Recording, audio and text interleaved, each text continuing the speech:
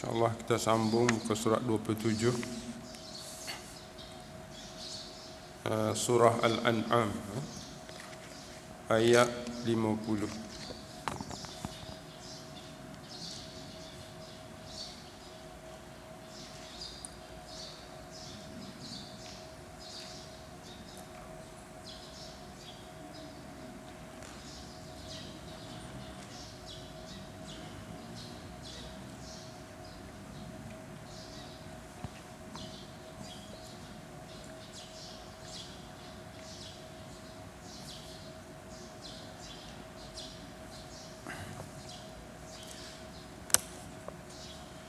أعوذ بالله من الشيطان الرجيم.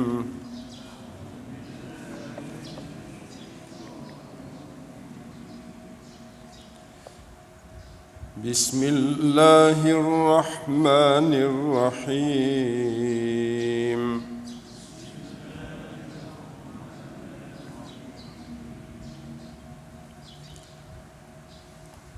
قل لا أقول لكم عندي خزائن الله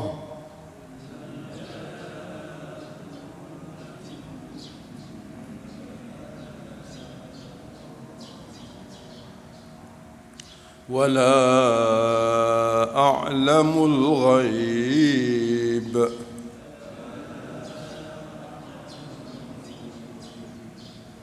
ولا أقول لكم إني ملك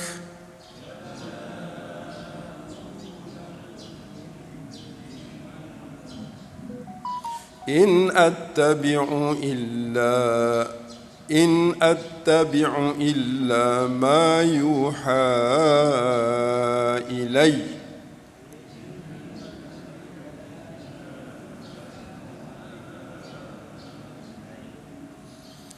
قل هل يستوي الأعمى والبصير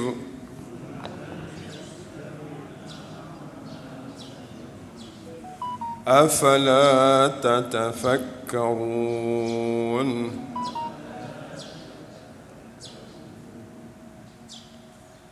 صدق الله العظيم. أعوذ بالله من الشيطان الرجيم. بسم الله الرحمن الرحيم. الحمد لله رب العالمين وبه نستعين والصلاة والسلام على رسول الله الأمين وعلى آله وصحبه أجمعين. اللهم ربنا اشرح لنا صدورنا ويسر لنا أمورنا واجعلنا من الذين يستمعون القول فيتبعون أحسنه. اللهم اجعلنا من أهل القرآن أهل الله وخاصته. اللهم ارزقنا السكينة والرحمة ودعاء الملائكة وذكر الله في من عنده. اللهم اشف مرضانا ومرضى المسلمين. اللهم هب لنا حكما وألحقنا بالصالحين. اللهم ربنا آتنا من لدنك رحمة وهيئ لنا من أمرنا رشدا. آمين يا رب العالمين. Ayat 50 surah Al-An'am, iaitu Qul, katakanlah, perintah Allah kepada Nabi sallallahu alaihi wasallam, la aqulu lakum. Ini kata-kata Nabi lah. Tidak aku mengatakan kepada kamu. La aqulu, aku kata. La aku tak kata. Lakum, kepada kamu. Indi khazainullah. Itu makna kata-kata lah.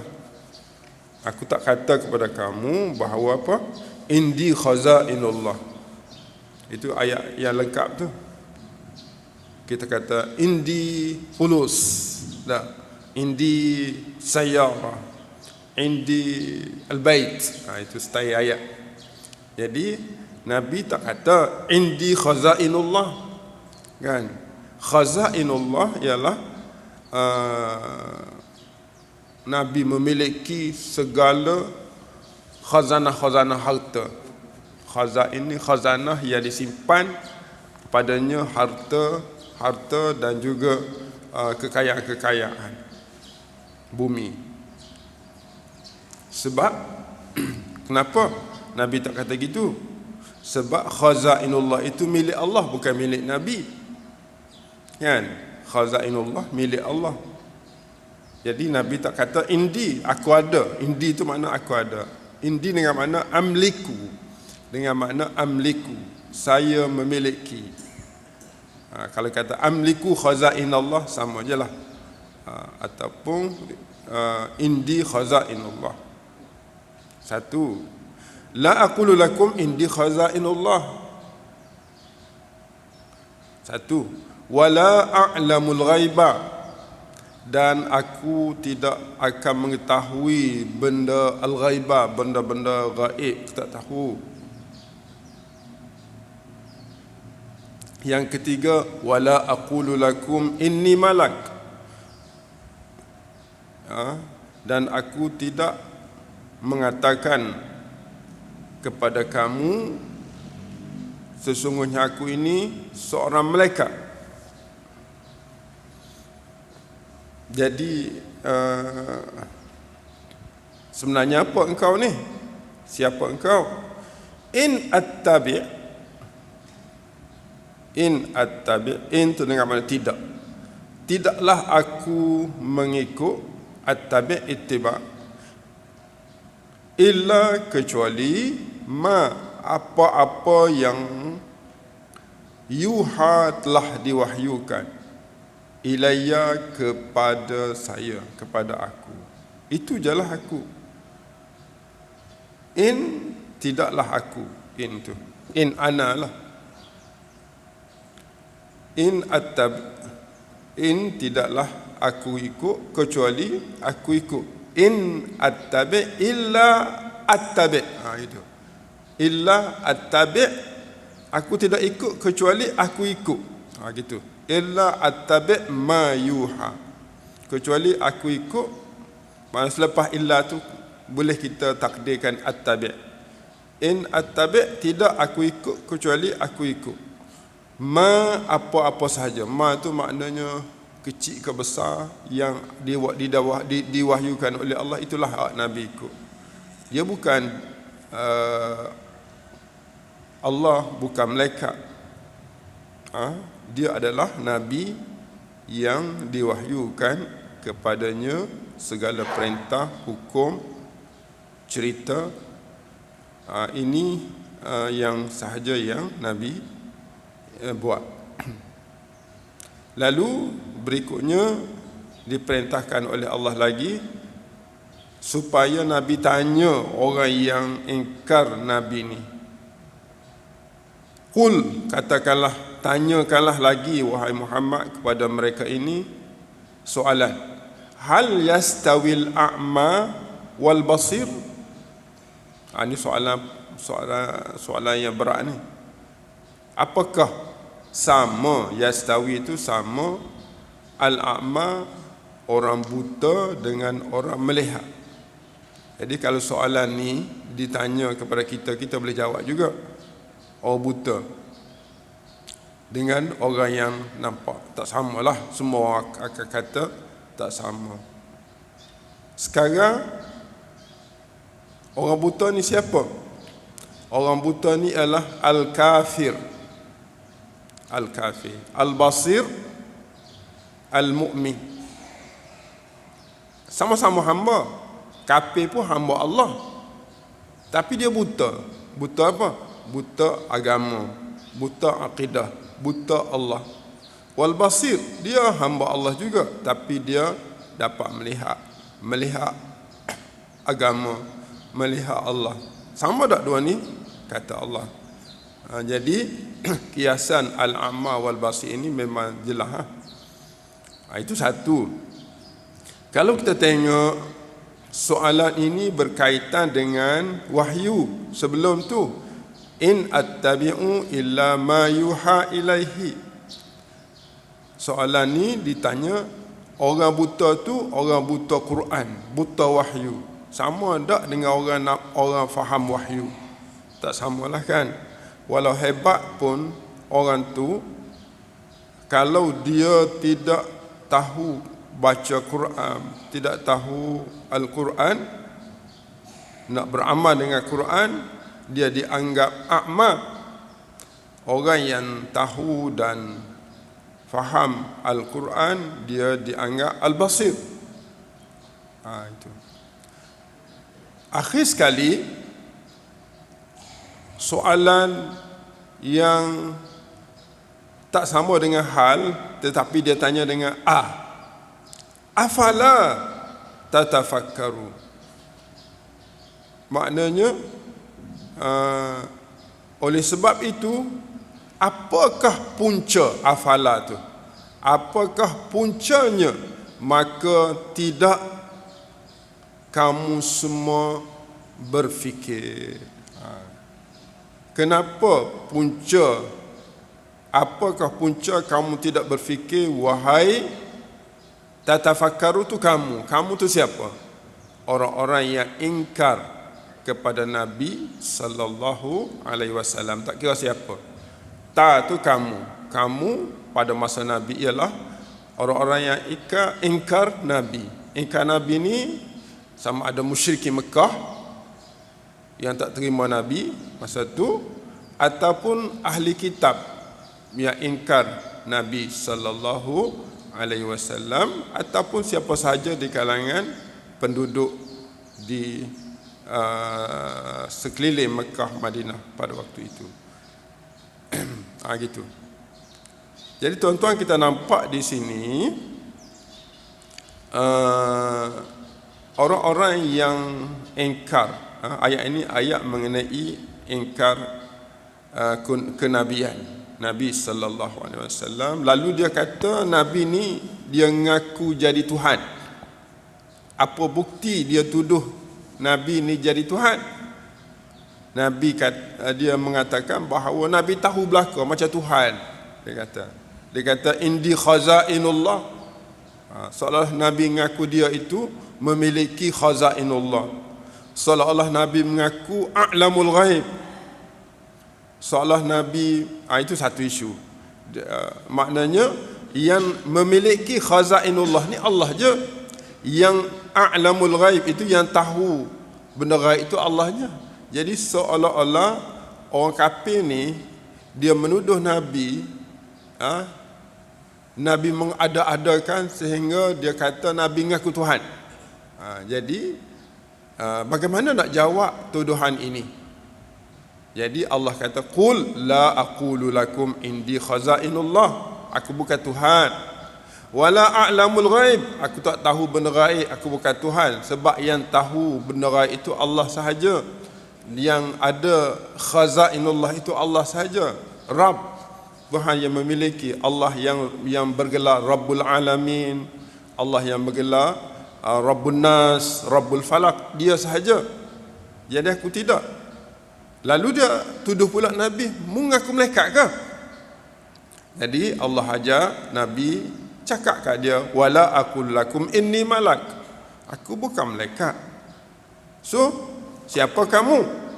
Aku sebenarnya at-tabi'. Jadi kalau kita ambil ni, kita buang yang in, kita ambil buang nafi ni. Nafi ni kita kata in at-tabi'u illa, maknanya ana at-tabi' ma yuha ilayya. Itu je. Kita ambil isbat situ. Sebab dia nafi tu, dia nafi dulu. In at-tabi' nafi. Illa ma yuha, illa at-tabi' ma yuha ilayya. Itu isbat.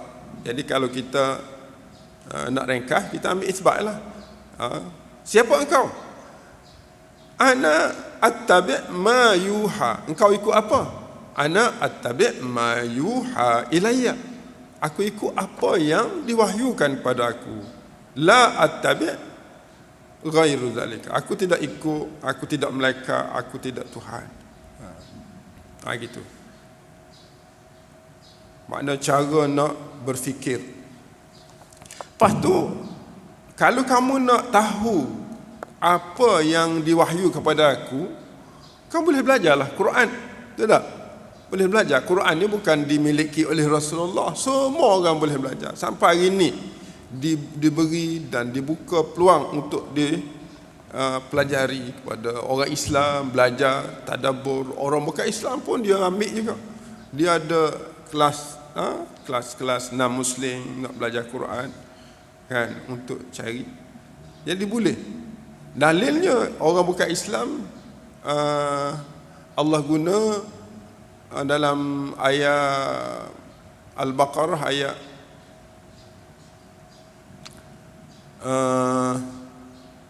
184 kan, Syahr Ramadan tu, Syahr Ramadan alladhi unzila fihi al-Quran hudan linnas. Hudan linnas. Hudan linnas ni, an-nas al-kafir, pandangan ulama mengatakan an-nas al-mu'min wal kafir, semua orang. Itu dia panggil hidayah ammah. Hidayah ammah. Hudan linnas, semua orang boleh mendapat petunjuk daripada Quran. Jadi orang kafir ni, kalau dia nak tahu akhlak Nabi, dia kena tengok dalam Quran lah. Orang mukmin ayat mana? Hudan lil muttaqin. Dalam surah Baqarah juga ayat kedua. Dzalikal kitabu la raiba fi hudan lil muttaqin. Itu orang mukmin lah. Adapun ayat Syahr Ramadan itu untuk umum. Untuk umum. Itu wahyu lah. Wahyu amma maknanya linnas, hudan linnas. Kalau khas, hudan lil muttaqin. Afala tatafakkarun. Apa ni? Hal yastawil a'ma wal basir. Ayat ini, hal yastawil a'ma wal basir ini seolah-olah memberi teguran yang berat kepada orang-orang mukmin yang tidak memberi masa untuk tadabbur Quran. Sebab tadabbur Quran itu sebenarnya basir dengan Quran. Meninggalkan baca dan tadabbur Quran itu a'ma, kan? Meninggalkan bacaan dan tadabbur Quran itu a'ma. Begitulah juga tidak beramal dengan Islam itu a'ma, beramal dengan Islam itu al-basir. Begitulah juga orang yang memilih jalan kufur, murtad itu a'ma, orang yang memilih jalan Islam itu al-basir. Jadi kita kata tiga lah, Quran, tidak beramal, kufur dan mukmin. Jadi jelas. Yang inilah yang Allah mengajak kita, membuka minda kita supaya kita berfikir panjang. Ya, sibuk dunia. Kita kena fikir, kita sibuk dunia. Tapi sejauh mana kita nak kejar dunia untuk tidak terlepas apa yang kita perlu di dunia. Kalau kita tengok sejarah Nabi sallallahu alaihi wasallam, akhir umur dia tak tinggal pun apa-apa harta. Dia tak tinggal kepada anak dia harta, tak tinggal kepada keluarga dia harta. Dia tinggal Islam kepada keluarga dia. Jadi kita boleh ambil kesimpulan daripada yang kita ni, kalau kita dah ada pencen, cukup makan, kan, dalam masa yang sama kita anak-anak pun dah besar, kita tak perlu lagi jaga anak. Jadi peluang ada, peluang ada sebab kita pakar dalam bidang tertentu. Peluang ada untuk kita, orang minta untuk bertugas lagi. Kita umur dah 65, Quran pun tak baca lagi. Kalau bila bertugas, kita tidak boleh nak tadabbur Quran, tak boleh nak faham Quran. Orang bagi masa 5 tahun sampai 70 untuk jadi penggerak mana satu-satu syarikat. Duit lah dia bagi allowance dalam 30,000 ke berapa ikut lah, kan. Adakah kita mengambil jalan itu? Kecuali kita ambil jalan tu dia tidak mengganggu masa kita untuk kita nak buat kerja-kerja yang kurang pada Allah Subhanahu Wa Taala. Ini tak apa. Tapi kalau menyebabkan kita terima kerja tu, menyebabkan kita tak ada masa pun dengan Quran, dalam arti kata yang benar-benarlah haqqa tilawah yang disebut dalam Quran. Baca betul-betul ni ialah baca yang faham, yang boleh beramal terhadap bacaan kita itu. Jadi kalau begitu, kita kena fikirlah, sebab Allah tanya afala tatafakkarun. Dia ayat ini tuju kepada orang depan dia. Macam saya cakap dengan Haji je, tak ada orang ketiga dah.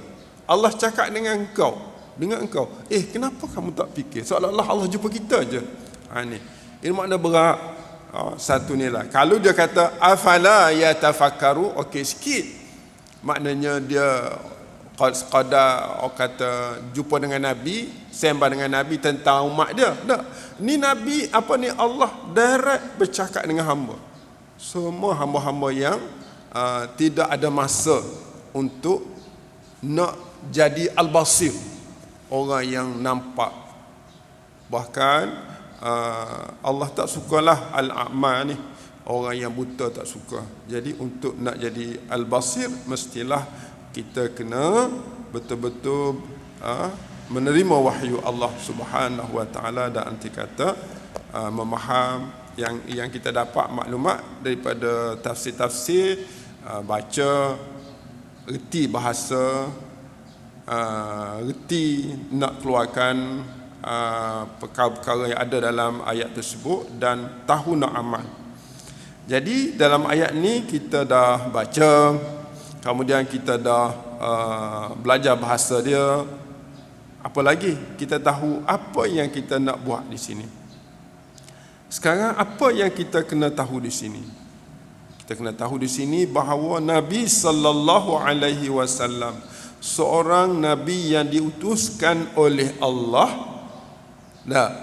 berbekalkan wahyu yang diturunkan kepadanya oleh Allah, dan dengan itulah dia berdakwah kepada umat dia. Itu jalan Nabi. Bukan dia memiliki khazainullah, bukan dia tahu benda gaib, bukan dia seorang malaikat. Ini tuduhan-tuduhan yang tidak tepat yang dituduh oleh orang-orang yang sekitar. Ada orang yang puja Nabi lebih-lebih pun tak boleh, sehingga naik ke darjat malaikat, darjat Allah, tak boleh. Jadi apa yang Nabi buat ialah apa yang wahyu. Itu yang pertama. Maknanya Nabi sampai kepada kita ialah Al-Quran. Jadi kita nak buat macam mana? Quran ditinggalkan. Inni taraktu fikum amrain. Aku tinggal pada kamu dua perkara. Tak? Ma in tamassaktum bihima, selagi mana kamu berpegang kepada dua perkara tersebut, lan tadillu abada, kamu tidak akan sesat. Jadi kitab Allah wa sunnati. Di sini yang dikatakan ma attabi'u ma yuha ilayya. Jadi semua kita kena berfikir tentang Quran. Okay. Itu satu perkara yang kita kena amal. Maknanya sekarang ni kok mana pun kita kena ada masa dan ruang untuk Quran. Dalam bentuk yang kita duk buat ni pun okey dah, alhamdulillah. Mudah-mudahan Allah terima amalan kita ini. Yang kedua, Allah cuba buka satu fikiran kepada kita. Allah buat perbandingan orang yang mukmin dengan kafir, orang yang berilmu dengan tidak berilmu, dan orang yang beramal dengan tidak beramal, seperti orang buta dengan orang yang tidak buta.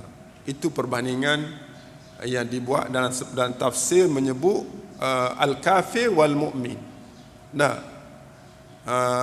Al-alim wal jahil, al-amir wa ghairul amir. Orang kafir dengan orang mukmin samalah dengan orang kafir itu orang buta, dan orang mukmin itu orang basir. Orang yang tidak berilmu itu orang buta, orang yang berilmu itu orang basir. Orang yang tidak beramal itu orang buta, orang yang beramal itu orang basir. Dan seumpamalah kita boleh kias apa-apa lagi. Dan perkara inilah yang disebut oleh Allah yang terakhir sekali, afala tatafakkarun. Jadi seolah-olah kamu ini kena mengambil fikir. Tafakkaru dengan makna tata'allamun. Afala tatafakkarun, kenapa kamu tak berfikir, dengan makna afala tata'allamun, kenapa kamu tidak belajar, kenapa kamu tidak belajar. Fikir melibatkan akal, kan? Fikir melibatkan akal. Akal itu boleh berfikir bila dia sempurna. Bagaimana kita nak sempurna akal kita supaya kita boleh berfikir? Kita kena jaga pertama makan benda-benda yang halal, benda ni dia kalau kita ambil benda-benda yang tidak halal, fikir kita pun tak sampai ke destinasi dia. Dia fikir qadar, orang kata dunia je lah. Sebab kalau kita tidak tapis makan minum kita yang dihalalkan oleh Allah Subhanahu Wa Taala. Imam Syafi'i dia bila ditanya dia macam mana nak belajar ni, pertama sekali dia kata zakaun. Zal bukan zai, zakaun. Mesti kena bijak berfikir. Zakaun. Yang kedua hirsun, kena ada keinginan. Yang ketiga zakaun wa hirsun wajtihad, kena ada kesungguhan. Nak saja tak buat tak ada juga, kena ada kesungguhan. Yang keempat bulghah, ada pengorbanan. Harta, masa, kena ada bulghah. Ada.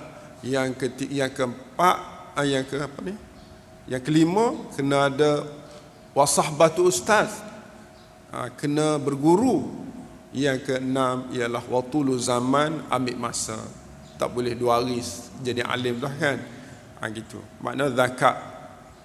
Kalau zakat bersih, zakat tu zakat harta, zakat tu bersih, kan? Kalau dengan zal, kan? Zal kecil, dia akan jadi makna bijak. Bijak. Jadi untuk bijak, untuk makna nombor 1 sekali lah, kebijaksanaan, memilih jalan yang terbaik. Habislah yang tu, boleh Jadi kita boleh amal lah 2 perkara, 3 perkara di sini. Maknanya wahyu Allah mesti kena ittiba'. Ittiba' tu maknanya kena ikut seperti mana Nabi buat, Nabi faham, Nabi amal. Kemudian kita nampak kita boleh beramal untuk menjadi orang yang basirah. Dan kita yang ketiga, kita kena sentiasa jaga akal, kerana akal itu boleh memberi kita laluan untuk faham dunia dan akhirat. Untuk jaga akal, kita kena jaga makan, jaga bercakap. Kata seorang syekh dari Fatani, dia kata apa? Buat 3 perkara, tinggal 3 perkara, kita akan hebat. Pertama, dia kata kurangkan makan. Kurangkan makan, banyakkan puasa. Kurang makan, banyak puasa. Kurangkan tidur, banyakkan tahajud. Yang ketiga, kurangkan bercakap, banyak berzikir. Kan? Kurang makan, banyak puasa. Kurang bercakap, banyak berzikir. Kurang tidur, banyak tahajud. Inilah cara untuk kita rasa kuat berfikir. Untuk kita rasa kuat berfikir.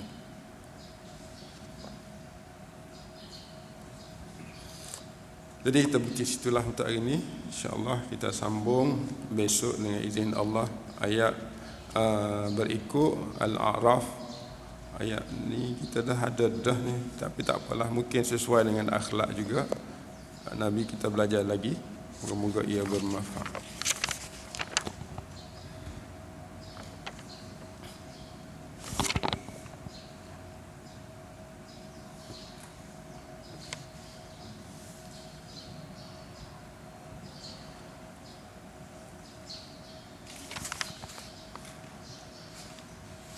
Esok ni panjang ayat 6 setelah 2 ayat esok panjang, tak apa. Nak baca hari ni pun dah panjang sangat. Wallahu alam. Subhanakallahumma bihamdika asyhadu an la ilaha illa anta astaghfiruka wa atubu ilaik. Subhanakallahumma bihamdika asyhadu an la ilaha illa anta astaghfiruka wa atubu ilaik. Subhanakallahumma bihamdika asyhadu an la ilaha illa anta astaghfiruka wa atubu ilaik. Bismillahirrahmanirrahim. Wal 'asr innal insana lafi khusr illa alladhina amanu wa 'amilus salihat wa tawasaw bil haqqi wa tawasaw bis sabr.